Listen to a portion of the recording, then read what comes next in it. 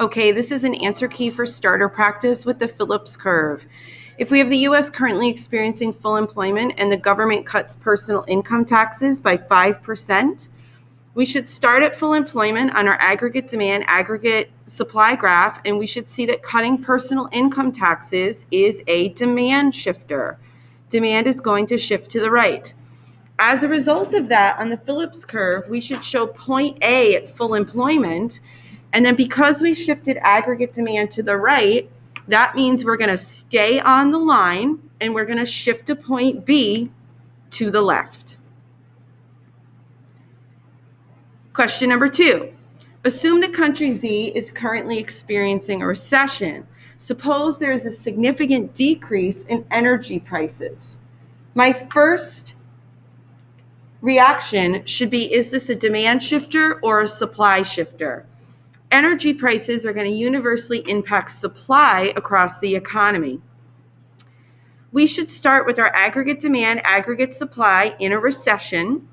If energy prices decrease, this is going to lower input prices for all businesses, shifting the short-run aggregate supply to the right. If the supply line moves, then that means the entire short-run Phillips curve should move, and it should move in the opposite direction, to the left. Notice how I put point B on full employment. Why? Because I'm reflecting full employment on the left in aggregate demand, aggregate supply. If you didn't move your supply line over all the way to full employment, then you're not going to have point B on full employment on your Phillips curve. Both graphs have to show the same thing.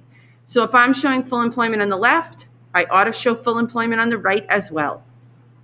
Number 3, assume that the United States is currently operating at long-run equilibrium and the federal government cuts spending by $50 million. Cutting spending is a contractionary tool.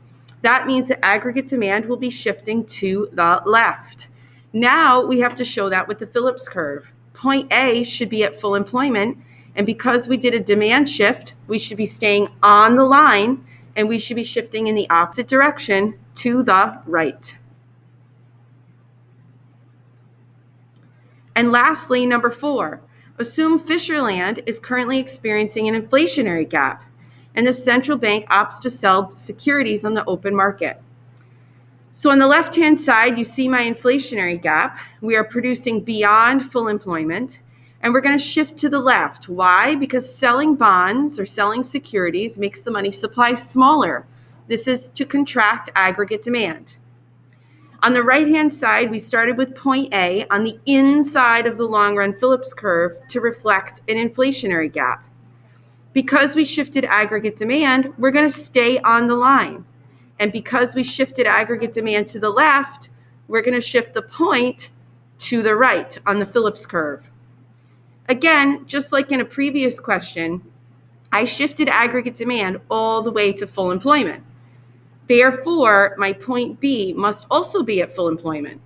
If you only shifted your aggregate demand just slightly to the left, then your point B would just be slightly to the right. It wouldn't reach full employment. So again, make sure that both of your graphs reflect the same economy just through a different window.